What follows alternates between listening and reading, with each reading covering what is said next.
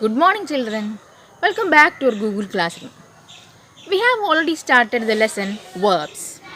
We learned the topic verbs and its main classifications, main verbs and auxiliary verbs. So, what are verbs?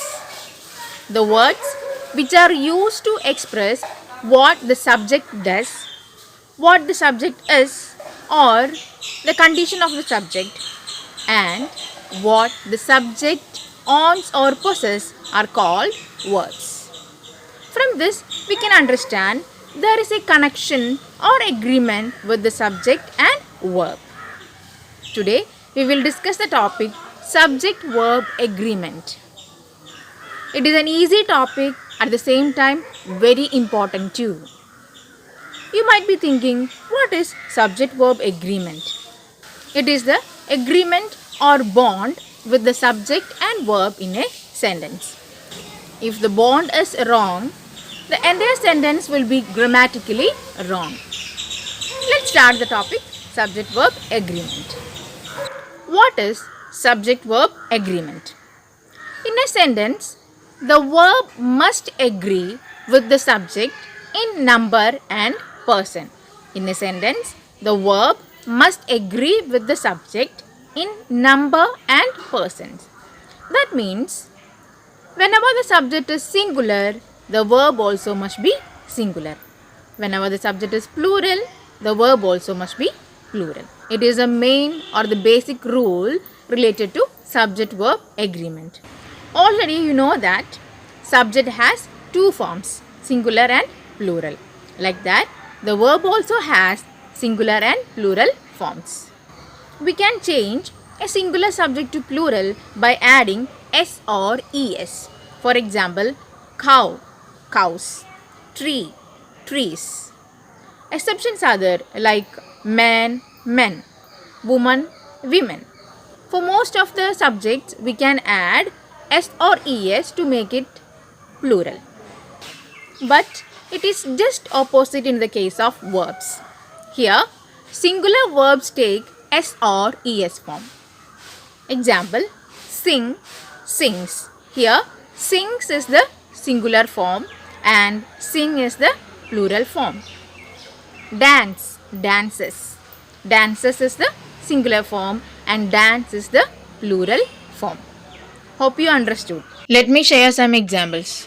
Cow eats grass. Cows eat grass. In these sentences, in the first sentence, cow eats grass. Cow is the singular form and eats is the singular form of the verb. And in the second sentence, cows is the plural form and which is the plural verb eat. Hope you understood the difference between singular subject and singular verb. In the singular subject, there will not be any s or es form, but in the singular verb, there will be s or es. Let me share some more examples. He likes apple. She likes apple. They like apple. So here we avoided s or es because the subject is plural. Let's discuss the singular and plural forms of verbs. We know that there are two types of verbs, main verbs and auxiliary verbs. Most of the main verbs take singular form by adding s or es. Then in the case of auxiliary verbs are divided into two, primary auxiliaries and modal auxiliaries. Modal auxiliaries have no singular and plural form. They have only one form. And in the case of primary auxiliaries, which are the primary auxiliaries? Forms of be, do and have. So in the forms of be, is and was are the singular verbs. Are and were are the plural forms. We use am only with the subject I. Forms of do. Which are the forms of do? Do, does and did. Do is the plural form and does is the singular form. Then did is the past form of do and does. It will join with both singular and plural nouns. And forms of have, has and had. Here Have is the plural verb, has is the singular verb, and had is the past form of have and has. It joins with both singular and plural. Let me share some examples for this. She is eating apples. They are eating apples. We use the singular verb is with the singular subject she, and we use the plural verb are with the plural subject they. She has done her homework. They have done their homework. Here also we use the singular verb has with the singular subject she and plural verb have with the plural subject they. I hope all of you understood this term now. So whenever the subject is singular, we have to use the singular verb, and when the subject is plural, we have to use the plural verb. There are some more rules related to subject-verb agreement. Let's discuss it now. When the subject contains the phrase one of followed by a plural noun, the verb is singular and agrees with one which is singular. That means whenever the phrase one of is used in a sentence followed by a plural noun, we have to consider it as singular. So we have to use the singular verb. Example, one of the students in our class was praised by the teacher.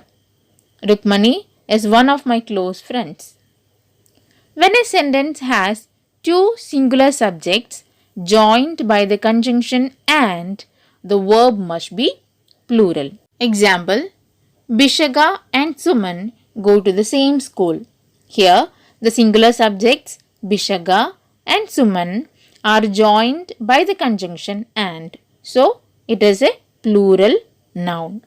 So, we have to use the plural verb. When two or more nouns refer to one person or thing, then the noun phrase is thought of as singular and takes a singular verb. Example, Idli and Sambar is a delicious treat. Slow and steady wins the race. Fork and spoon, bread and butter are the other examples for this. When a sentence begins with the introductory there, the verb agrees with the actual subject that comes later. Example, there was a kind king. Here, the subject is king, so we have to use the singular verb. There are 6 teachers in our department. Here, the subject is teachers. It's a plural subject, so we used the plural verb are. A lot of and plenty of take a plural verb when they are used for countable nouns. They take a singular verb when they are used for uncountable nouns. Example, there are plenty of fruits in the bowl. Here, what is the subject? Fruits. It is a countable noun. So, we used a plural verb here. There is a lot of excitement among the players. Here, the subject is excitement and it is an uncountable noun. So, we used the singular verb is. Both always takes a plural verb. Example, both the hill stations were beautiful. Both the girls were rewarded. So, whenever there is a usage of both, it always takes a plural verb. A number of means several or many and is therefore always followed by a plural verb. Example, there have been a number of accidents this year. A large number of people are waiting to meet the Prime Minister. A collective noun thought of as a single unit takes a singular verb. Collective noun means a group or collection of something. So here in the collective noun we consider all together one. So it takes a singular verb. Example, there was a herd of cattle in the middle of the road. A herd of cattle. So here only one herd of cattle. It is a collection or group of cattle. One group.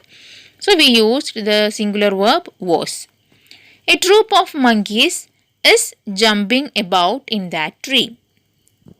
When the subject contains the words a dozen followed by a noun, it takes a plural verb because the subject is plural. This is because a dozen means 12 in number. Example, there are a dozen new pencils in that drawer. We can discuss the rest of the rules in the next class. That's all for today. A YouTube URL is attached. Watch the video. The notes of this topic is also attached. Learn it. A test paper is also included. Submit your answers as soon as possible. We can meet in the next class with the continuation of this topic. Thank you.